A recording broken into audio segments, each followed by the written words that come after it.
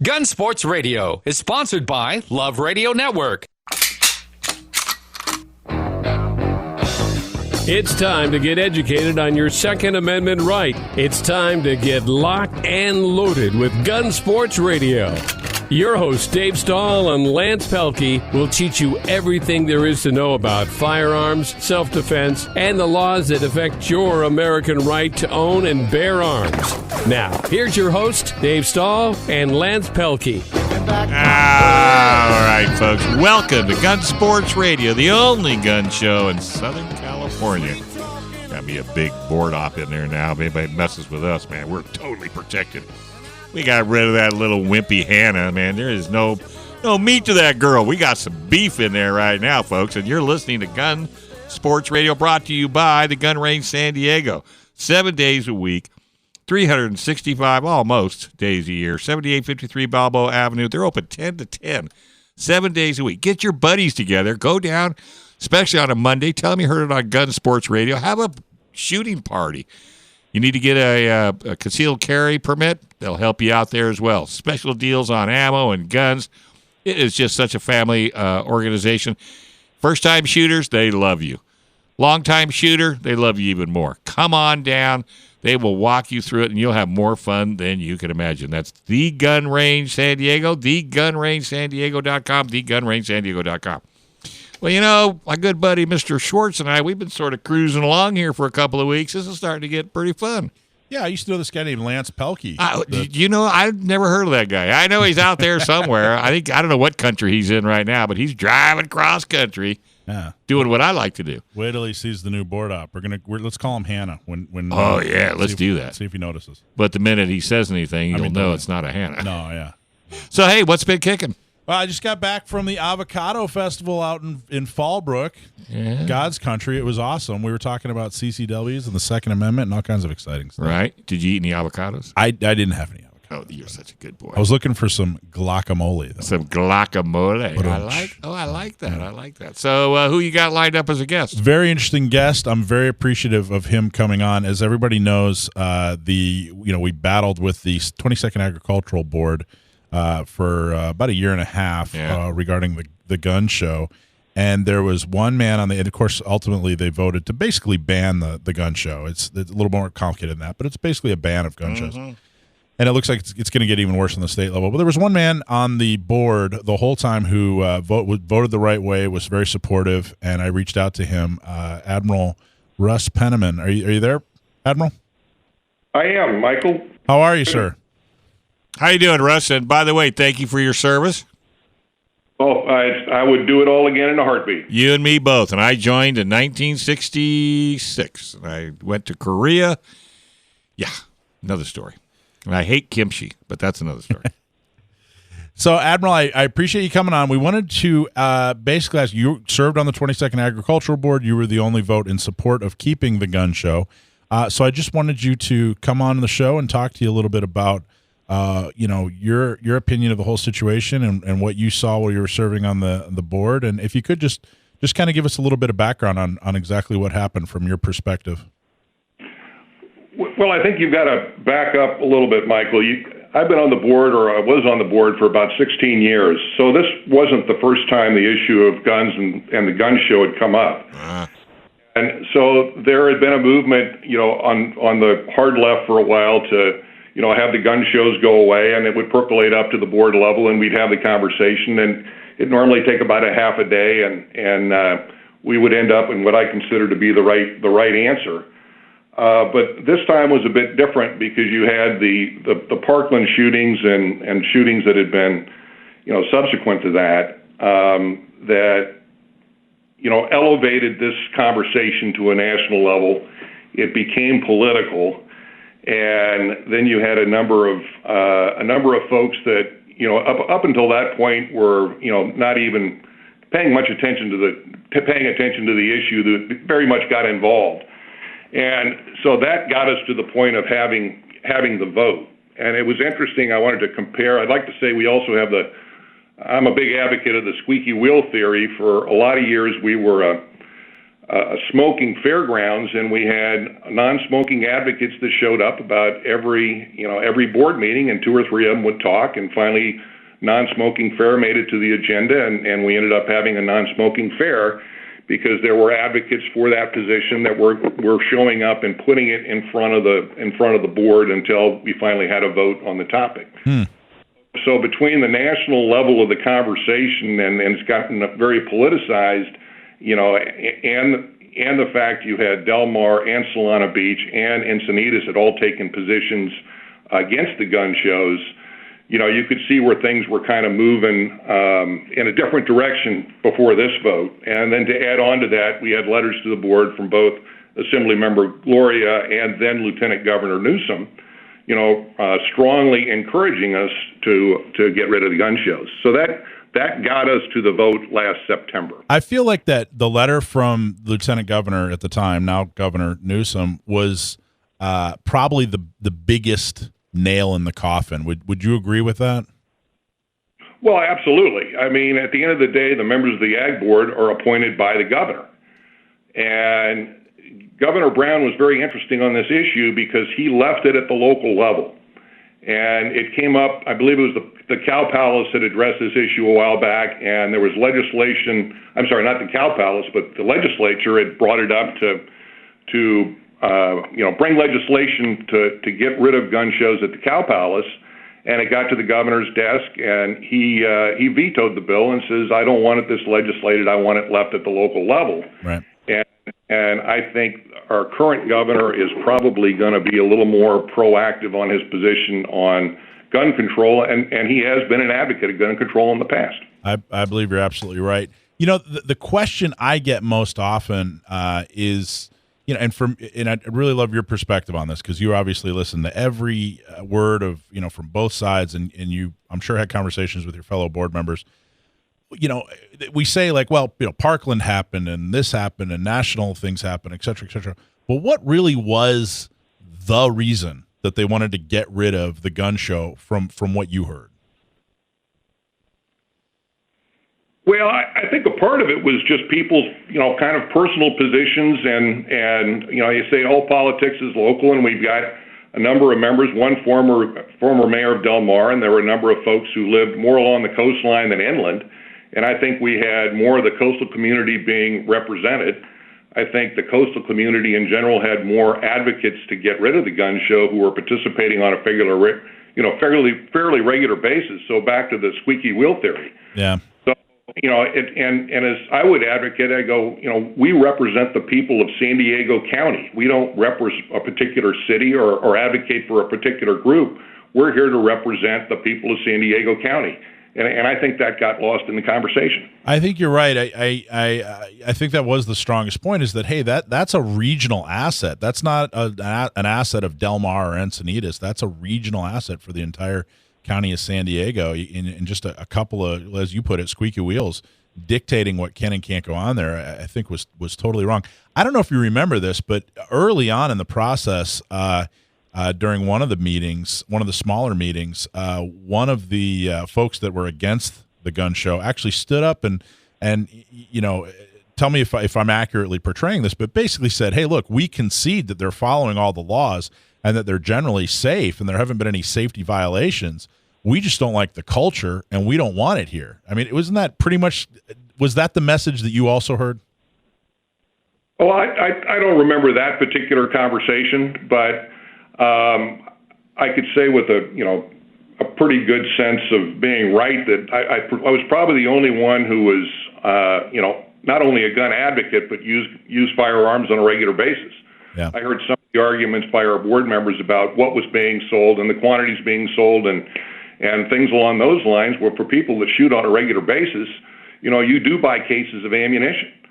And different people like different weapons. I particularly like shotguns and pistols, but there are people that like rifles, and there are people that like to have, some of the military-looking rifles, although you're not talking about automatic weapons or full automatic weapons. And then you've got, I'm like collectibles, that sort of thing. Surplus collectibles like old M1 carbines and that sort of thing. Well, you have a mix and different tastes for different folks. Right. For, as far as the staff went, the security that we had on the property, a lot of the customers were, they're either military or former military or law enforcement or former law enforcement. For someone to come in and want to commit a crime at a gun show, that would be somebody that wasn't thinking real hard. Yeah, it was pretty ludicrous. Yeah, I went. Which goes to your point that no, there hadn't been issues on the property of consequence. Now there was conversation about a weapon discharge at one point, and as it turns out, that was an individual bringing a weapon on the property. I think he was looking to have it sold, and it wasn't a vendor on the property. It was someone bringing a weapon on the property, and he had a round in the chamber. And I don't necessarily place that at the feet of the gun show or the vendors at the gun show. Well, and there isn't right now. It's technically a moratorium for a year while they do a study, but I think the writing's on the wall. It's going to lead to a ban. But in your opinion, is there anything that can be done at this point short of the lawsuit that's being filed? I can't think of a whole lot. You've got, the elephant in the room is what's going to happen with the legislation.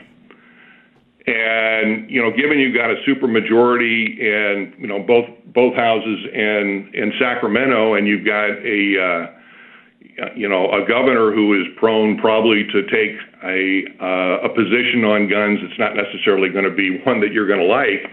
On the political side of it, I think the writing's on the wall. Yeah, I think you're right. I think that it's basically said and done. And Admiral, I very much appreciate your support throughout this. I appreciate you calling in very much. Thank you very much. I got to tell you, after going to all 5 gun shows every year for 11 or 12 years, I'm definitely going to miss the people I saw there and the friends that became family and the good times that were had there. It was really, really great. I hope we can replace it on private property quickly. And thank you so much for giving your perspective, Admiral. I really appreciate it. Oh, absolutely. And I, hopefully the gun show will find another home. And when it does, I'll look forward to visiting. Excellent. I hope you're right. Thank you so much. Thank you, sir. All right, folks, we're going to take a quick break right here on FM 96.1 AM 1170. The Answer.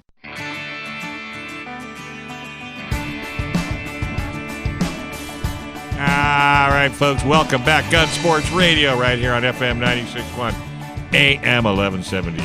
Hey, folks, have you been dragging your feet making your AR rifle California legal in recognition of the new gun laws? Well, you better get with it, because if your AR wants a pistol grip, telescoping stock, foregrip, and still have a detachable magazine, you got to go check out Cali Key. Whether you're buying a new AR or you need to make yours current, Cali Key is the answer. Go to CaliKey.com. That's KALIKEY.com. They will hook you up. Easy installation, piece of cake. Also, do you or any of your family keep a taser, pepper spray, firearm, or other weapons for personal protection? Well, you better get yourself protected.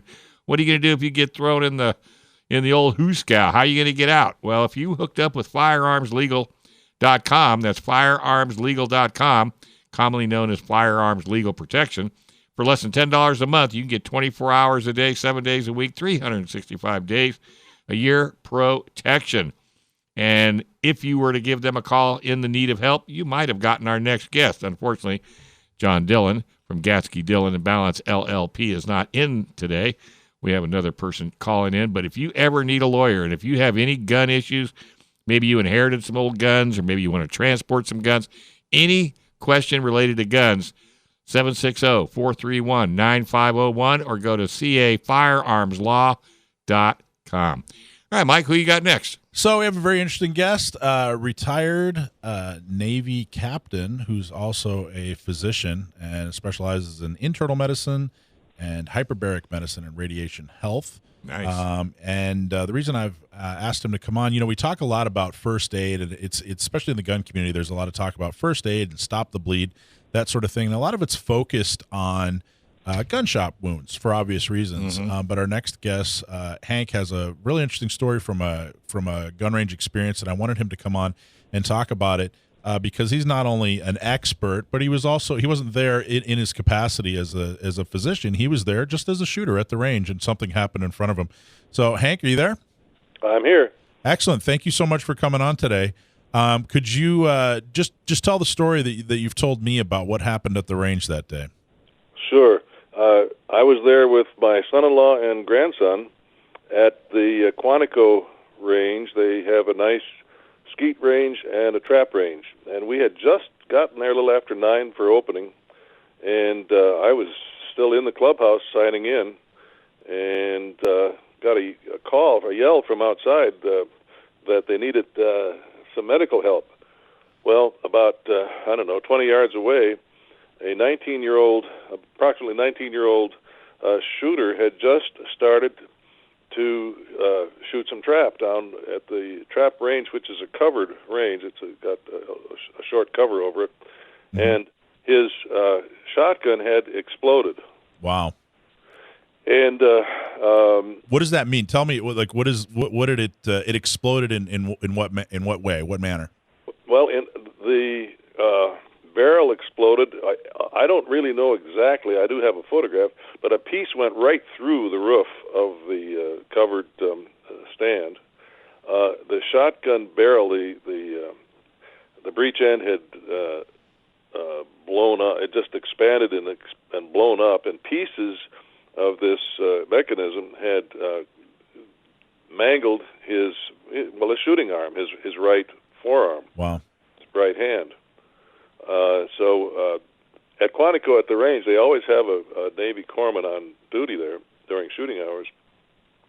We both ran down there, and he was spurting blood, which, as I think most of you know, spurting means that it's arterial bleeding, not a steady bleed like venous bleeding. Right. That also means that if you don't do anything about it, you can lose an awful lot of blood in a very short time.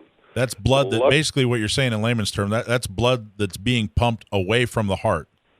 It's pumped by the heart away from the heart. Exactly. And it comes in spurts. It doesn't come in steady flow. If it continues, that means your pump is just going to keep pumping until there's nothing left to pump, which is extremely dangerous. Pretty much, exactly. Luckily for him, he'd only had some very minor damages, I remember, to his face, to his other arm. There was some, but nothing serious. But it had tore the artery just the near side of his wrist, and in some of the nerves in his hand and wrist. Which, by the way, it turned out eventually some of the smaller nerves in his hand were permanently lost. Jeez. Now, you never figured out exactly what caused this explosion, right? You need some theories, but no one ever really figured out definitively why this happened. It was a high-quality shotgun, right? Didn't you say it was a high-quality shotgun? And there are some possible reasons, of course, for any explosion. One is that you put a 20-gauge shell in a 12-gauge gun and then follow it with a 12-gauge. That did not happen. Another is, I suppose, that you hand load a much higher load than you should have, and he didn't. These were factory loads, I remember. And there aren't too many. Oh, the other cause would be that you have mud or whatever in the muzzle. And this was brand new, nice, beautiful shooting day, and a fresh gun. He hadn't done that, so we don't know. The only thing that I hypothesize, I guess, is that it was a faulty manufactured shotgun. Okay, so he's there. He's hurt. What kind of condition was he in? Was he panicked? Was he quiet? Was he what was he? How was he acting? He was pretty normal, I would say. He was a pretty sharp young guy. His dad was there also shooting. His dad was the veteran who was, sponsoring him at the Marine Corps range. We both did what we could, which immediately is to put as much pressure in 2 points, as much pressure as possible around his upper arm to cut off the blood supply, and to put as much pressure directly on the wound as we possibly could, which stops, I'm going to say, 90% of the bleeding, but not all. Yeah. Was there a tourniquet used, or this was indirect pressure? What you're describing, right? This was both direct pressure on the wound and indirect pressure with our. First of all, you don't need a tourniquet in the immediate stages. You got to put something. You got to put your hands, your arms around it, your hands around it, and that's simple. I mean, that's what you do. In the meantime, the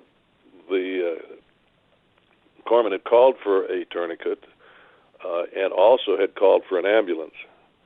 So I have to tell you, the most effective thing we did was just hand pressure. Wrapped our hands around his upper arm as tight as you possibly can. You're not going to do any harm. Right.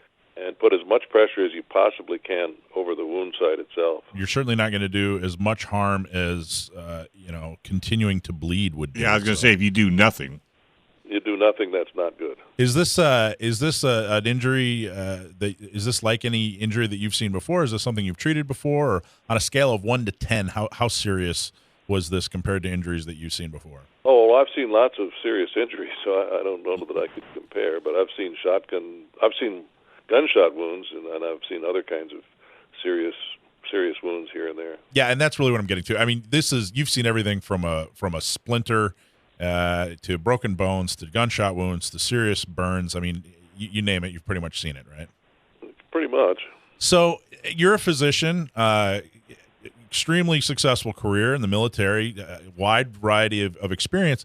But the reality is, do you need to be a trained physician? Do you need to have years and years of medical school to learn what to do in a situation like this?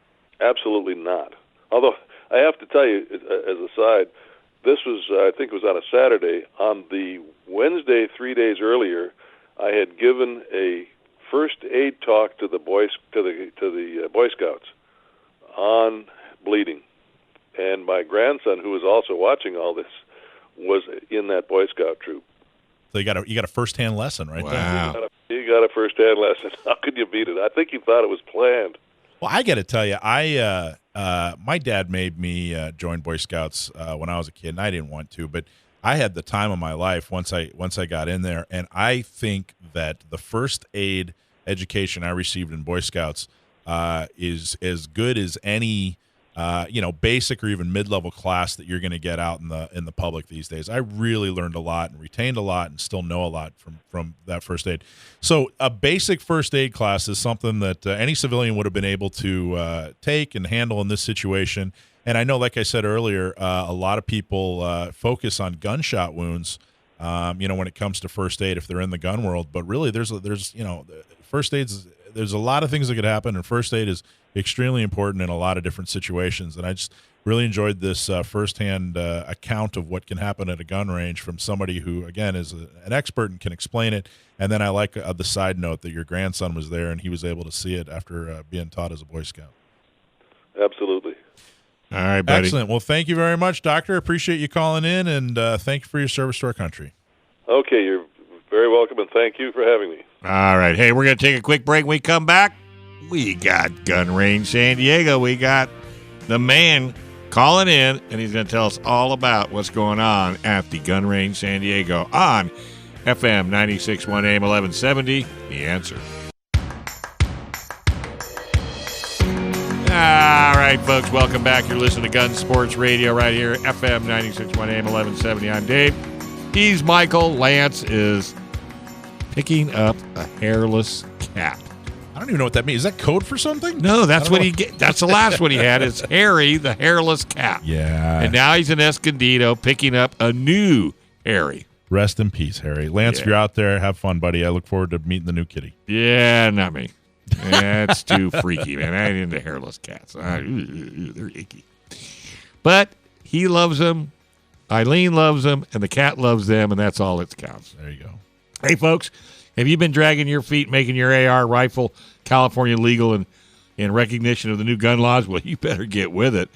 If you want to have a pistol grip, telescoping stock, or a detachable magazine, you need Cali Key. Why Cali Key? Because Cali Key could turn that AR totally compliant. Future-proof your AR from all these horrible California laws. Go to CaliKey.com. That's KALIKEY.com. That's KALIKEY.com.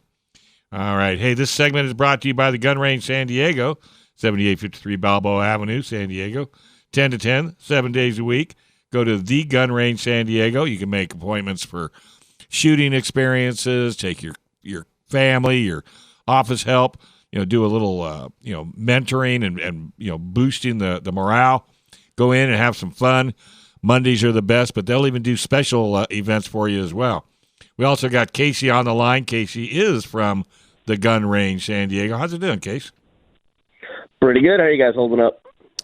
Are you kidding? We're living the dream. Fantastic. You know, the Gun Range San Diego is a sponsor, table sponsor at Gun Prom this year again. They're wonderful, wonderful shop. I really appreciate the support. Casey, are you going to be at the table? Yeah, I was Did you going get to the say, you invite? coming down? I'll see what I can do. Maybe I'll make a guest appearance. We'll see what day I got off for y'all. Yeah, now that you've been on radio, you're a celebrity. Big shot. Well, I appreciate the Gun Range San Diego's support. Listen, if everybody listening out there, support the shops that support your Second Amendment rights, and the Gun Range San Diego is definitely one of those shops. So, give back to those that give. We appreciate that. It's what we're here for, especially in how the firearm industry is nowadays. There's no place for everybody to have chips on their shoulders when it comes to other gun ranges or, other gun stores and stuff. Like, we're all in this fight together. And when you have this little pecking order going around, it's like, nah, man, we're fighting the good fight together. Let's put aside those differences because, if we don't have a gun in stock or something, we'll send them over to, like SoCal Guns or Turner's or something like that because we just want the customer to be happy when it comes down to it. Well, you guys are great making the customers happy. I just, I think I was telling you about a month ago, a group of new shooters, I couldn't go with them because my schedule conflicted, but one of them was having a birthday. I think I want to say she turned 30, but anyway, she wanted to go shooting for the first time, and they reached out and they said, hey, where do we go? And I, without hesitation, pointed them to the Gun Range San Diego because I knew they would be in great hands. And all five of them went down there, and they were all first-time shooters. I think one or two had shot once or twice, but they were pretty much brand-new shooters. You guys took care of them, soup to nuts. They were so happy. They had such a good time. They rented guns. You guys helped them through the safety aspect of it and everything, and they were so happy. Without hesitation, you guys are absolutely fantastic. Love everything that you do. Thank you for that. Yeah, that's what we like to do. We like to have, we can do reservations for people as long as you have, 10 or more, we can do reservations and whatnot. And when it comes to that, we'll usually stick an RSO with them because a lot of times it'll be a reservation. Like we'll have a lot of bachelor parties, bachelorette parties, work events, and people just want to come shoot some guns. A lot of times, maybe have onesies or twosies in there, but when you have that big of a group, you got to stick one of us in there just so we can kind of monitor it, make sure everything's running smoothly. Just makes it easier and more enjoyable for everybody because we'll stick another extra RSO in there, and we're like, hey, this is your group. Don't worry about anybody else. You're sticking on them. And it just makes the whole event worrisome, because, Worry-free. Worry-free. Worry-free. Yeah, it makes it just easier on us, too, because that way we know, all right, we have this many people coming at this time. We already got the lanes ready for you. Pick out some guns. Let's go in there and have a good time. Yeah. And I'm one of the RSOs that does it, a lot of the other guys, too. It's just easy, and it's not a hard thing with having a big group, but it is fun because you get a lot more social with them. Nice. And you get a lot of interesting questions coming out of it and whatnot. And sometimes people just come straight over and buy a gun or, get their FSC card ready to buy a gun. So it works on everybody's part. This is always a good time. We just want people to have an enjoyable time here without having any worries about it. That brings up a good subject. What's an FSC card? FSC card is your firearm safety certificate. It is the basic little test that you have to do. It's 30 questions that all gun stores will issue it. It is $25, $10 to the store, $15 to the state, or at least that's pricing here. And basically what that's doing is certifying you eligible to purchase a firearm in California. So once you have your FSC card, you'll need your California driver's license. Having your correct address on it is a lot easier to do. If you don't have it, your vehicle registration can correct that. When it comes to long guns, you just need a driver's license and the FSC card if the address on it's correct. Pistols, you need a secondary proof of residency. I like to go with the vehicle registration because most people have vehicles and most people have the updated registrations on it. And it just makes it easy for us. Hey, Casey, do those expire? They do. After 5 years, they will expire, and then you have to retake the test and whatnot. The big kicker to it also is if you lose it, you have to come to the exact person that issued it. Can't go to any of the gun store or whatnot. It's like a $5 issuing fee. So what we do a lot of times is we have people take pictures of it right then and there. So if they do lose it, they still have that copy of it that we can print off and whatnot, and that still works. Well, what happens if, like in my case, as I'm looking through my paperwork in my wallet. He's doing a wallet dump right here in the studio. Because my gun store that I got mine from is no longer. Mm-hmm. Yeah, now what? You can come in and pay us a visit, and we'll see if you can get 100% on your next FSC test. Well, I'm gonna have to go home and look for it. Challenge. Because I know I'll bet you dollars to donuts mine's expired, and that's the last thing I want. So where's your library card there, Dave? I don't see a library card. I don't have a library card. Are you kidding? I have my own library. I got more books in the library when it comes to that. But no, but that's a good thing. So it's 5 years normally? Oh, geez. Mm-hmm. Yep, 5 years, and after that, you just retake the test. So it's with us here. And, it is pretty common sense, but I have seen people fail.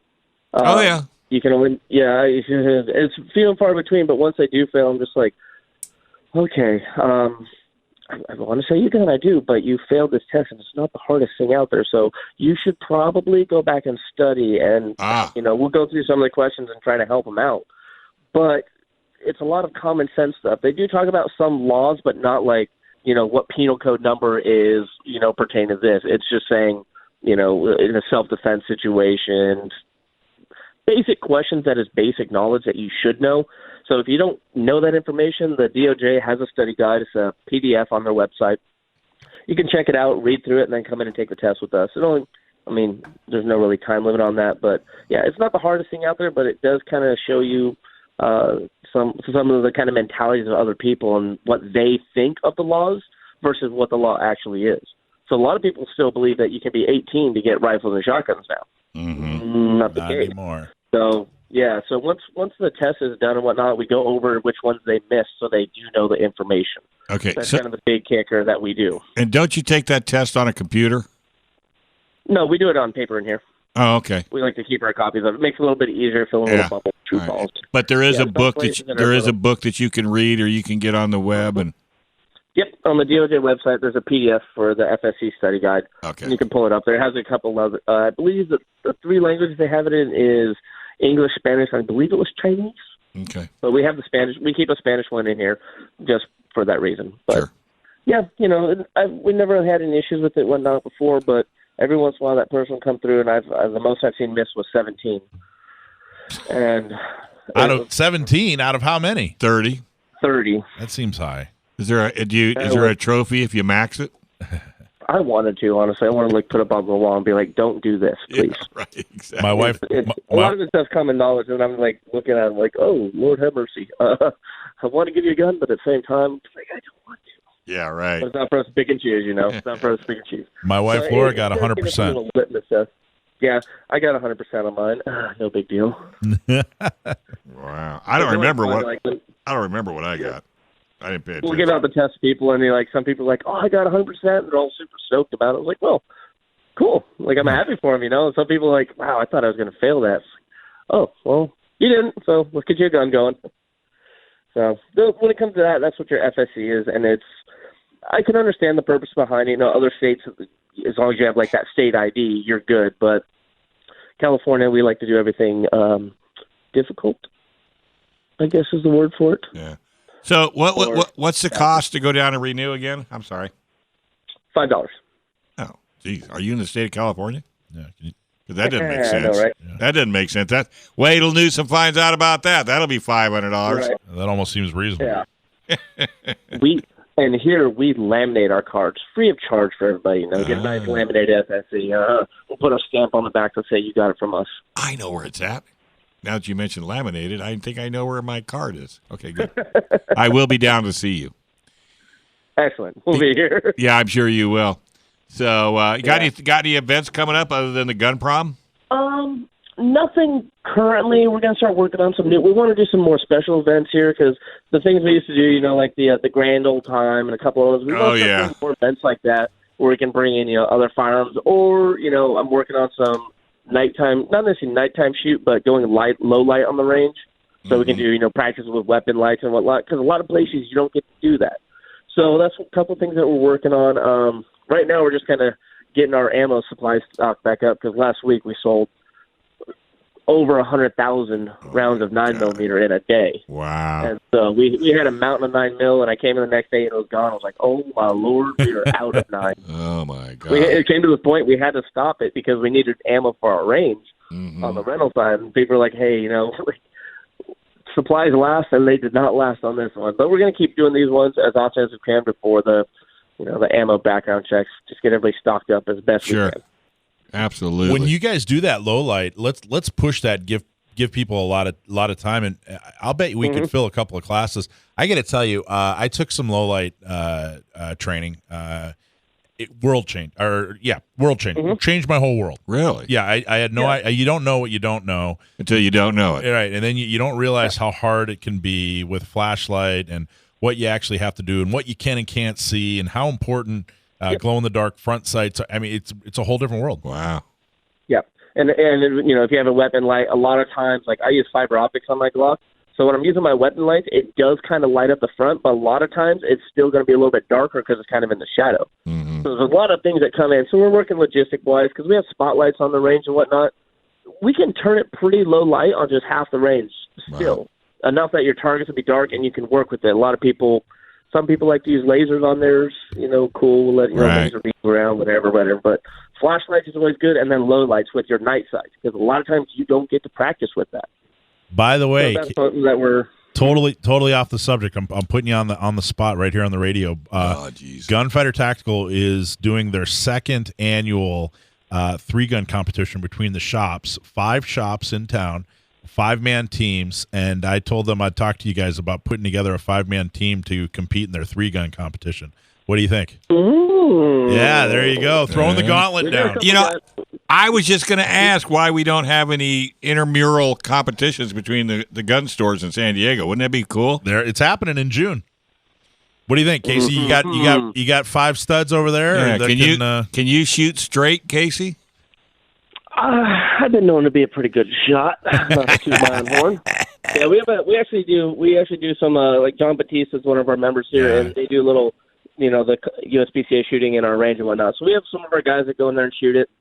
I've never shot 3-gun, but I've done enough shooting in my lifetime that I know stuff like that. Barricade shoots. Sounds like a challenge. Sounds like a challenge. I'm going to talk to the TGR boys over here and see what we can get going. Yeah, I'll send you info. It'll be fun. All right, buddy. Thanks a lot. Don't go home. Keep working till 10. Like Game of Thrones. Oh, jeez, listen to you. All right, folks, Gun Range San Diego. That's thegunrangesandiego.com, thegunrangesandiego.com. Go down, check it out, say hi to Casey for us. All right, we're going to take a quick break. When we come back, we're going to stump the kid. I just know it. Right here on Gun Sports Radio. FM 96.1 AM 1170, The Answer.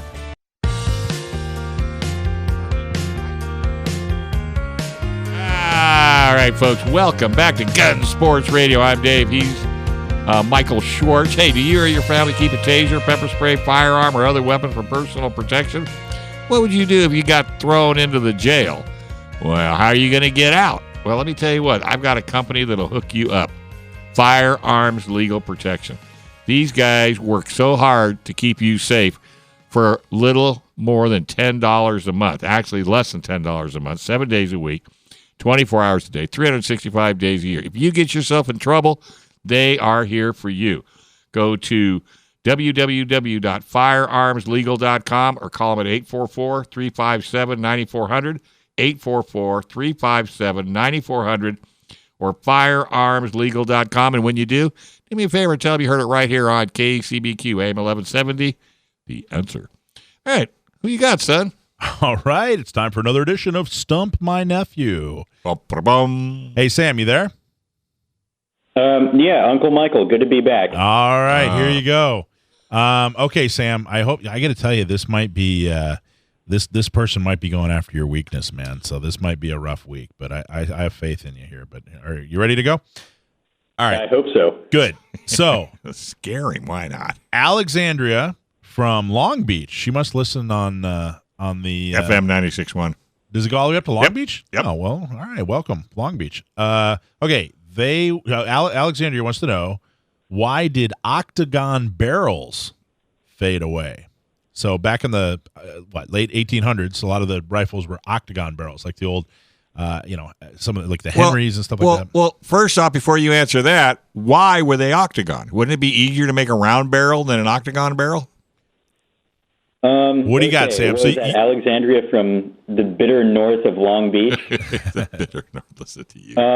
Thanks very much for the question. And yes, you were absolutely going at my weak point. I probably shouldn't have mentioned that, but whatever. The cat's out of the bag. Now everyone's going to be able to stump me. And the answer goes directly to that last point you made, Dave, about wouldn't it be easier? The difference is that the manufacturing techniques changed. For a long time, when barrels were made individually by hand, it was much easier. Well, I don't know about much. It was easier for them to make octagonal barrels because they had to just hammer the barrel into shape around the central. I don't know what you would call it. I guess a mandrel. I'm not sure. And They would just hammer it into shape. But then the manufacturing techniques changed. We got mechanized factories, and it became feasible to mass produce large numbers of round barrels. And so we've been that way ever since, with a few exceptions. Yeah, that's basically what she said. She actually specifically talked about the invention of the metal lathe. Mm-hmm. But that's what you're saying when you're talking about mass producing in factories. But that's what she credits the fade of the octagon barrel is the metal lathe, which is pretty much exactly what you said. So even though it's a weakness, you got it right, You got it right. But you know what, Sam? I think something worth mentioning, if you've got the time, is that you still can absolutely get hammer-forged barrels. You might see on some like high-end barrels, especially for military contracts, it'll say cold hammer forged. And if you've never seen pictures or video of that being done, it's really interesting. They put the barrel they put the barrel blank into this big machine, and they have a bunch of giant hammers all around it that just pound it into the correct profile around the mandrel. You're exactly right. I have a Steyr SSG04 in 300 Win Mag, and it has a hammer forged barrel. Really? Yeah, I can reach out and touch somebody with that. I'll bet you get their attention. Yeah, real quick. Yep. I can turn $3 into heat and sound real quick with that. Yeah, I bet you can. That's amazing. Well, that's awesome, Sam. You got it right. That's fantastic. As usual. And added something that wasn't even there. I just want to remind everybody, Sam's my nephew. We text and chat a little bit, but I don't prepare him for any of this stuff at all. He's on the East Coast, too. Yeah, he's in Virginia. He's on the East Coast. I don't prepare him for any of this. Here's this 19-year-old guy, and he's answering these questions, and people are losing out on T-shirts left and right because he keeps getting them right. I just am really impressed, and fantastic job, Sam. Yeah, keep up the good work, my man. Thanks very much. And as always, thanks for having me on, and thank you, everyone who listens and sends in questions. Keep them coming. Yeah. So you got any news for us? We still got a few more minutes. One thing I did want to talk about, we were talking a little bit about ammo with the Gun Range San Diego. So this July, that's when the ammo laws kick in. I mean, they've been slowly transitioning to where you can't buy ammo online. Right. And there is actually an excellent article on San Diego County GunOwners.com by Joe Dramisi, who's sometimes on the radio here with us. He wrote an article. He actually wrote two articles that I want to draw everybody's attention to. One was about what's happening in July when the ammo laws kick in, and you have to basically go through the same steps to buy ammunition that you did when you bought a firearm. But the other one is he talks about, you have normal capacity magazines, what some call high capacity magazines. Now what? How can you use them? What can you do? And so both of those articles, it's news you can use. So before July comes and you have to look around and go, well, wait a minute, now what? Go read these articles, before you start using your normal capacity magazines, your magazines that you acquired that are over 10 rounds. Go read his article and find out exactly what you're going to have to do to buy ammunition, and then find out exactly how you can and cannot use your normal capacity magazines that you acquired during Freedom Week. And don't you agree, if this does go through, it's just going to stream across the United States? It's already happening. There no safe spaces left. Mm-mm. Every state out there, people, I'm moving to, just today I was at the Avocado Festival, and a guy said that he was moving out of California because of the gun laws. So he's going to run instead of stay and fight. Well, he's running, but you name the state, and I can show you an effort to ban your firearms. There's no safe spaces left. Florida, Arkansas, Texas. Things are happening. I mean, a lot of these states that we thought were safe when it comes to the Second Amendment are, California 10, 15 years ago. Right. And it's gaining speed. It's not going to take them 10 or 15 years to do what California did in 10 or 15 years because, the person at the front of the trail, they got to, hack away at the weeds, but then everybody falls in right behind them and it streamlines it. So, and that's what the rest of the states are doing. They're watching California. I don't care if it's gun related. I don't know if it's car related. I don't care what it's related to.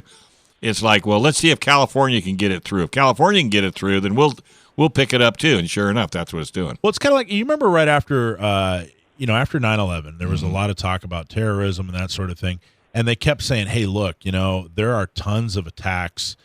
They just have to be successful once. We have to stop their attack every single time. Right, exactly. It's kind of like that as with gun advocacy. I mean, they continue and continue and continue to attack and we got to us. keep fighting. We got to continue to make sure that what they try doesn't happen. Right. Because they just have to be successful once, and once a law's in place, that's You're it. Done. You're done. It's there forever. Yeah. I was really appreciative of Admiral Penniman talking about what happened with the board and how all that was executed. Because again, that's local politics. That's people getting involved. Unfortunately, that's one that we didn't quite have the oomph to stop. Pull off. Yeah. But the story there was that he was on that board for 16 years, and he was talking about, hey, the squeaky wheel, the squeaky wheel, the squeaky wheel. They keep going and keep going and keep going. They just have to get it done once and then walk away. And that's all they did. That's all they did. Yeah, it's terrible. All right, Sam. Well, hey, thanks a million. Any closing remarks before I let you go? How much time do you have left? 2 minutes. Go for it. Feed us a fact. Just one more thing about the barrel thing, if you don't mind. Yeah, go for it. It's a really interesting thing to look into. I'm by no means an expert on anything firearms related, and I don't claim to be. But there are all these different manufacturing processes for barrels, and each one has advantages and disadvantages, just like the coatings on the insides of the barrels and on bolts and bolt carrier groups and those sorts of things. People often don't realize just how much work and how many hundreds of years, literally hundreds of years, went into each individual little component of the firearms they use and trust. Interesting. No, I agree with you 100%, man. I totally do. Hey, we got to let you go, buddy. Thanks a million. Folks, you're listening to Gun Sports Radio. I'm Dave. He's Michael. This is FM 96, AM 1170. Thanks for a wonderful show, and we'll see you next week. And thanks for hanging out with me for 3 weeks. You bet, buddy. 4 weeks? 5 weeks? I don't know what it is. Yeah, every week. Right here on FM 96.1 AM 1170. The Answer.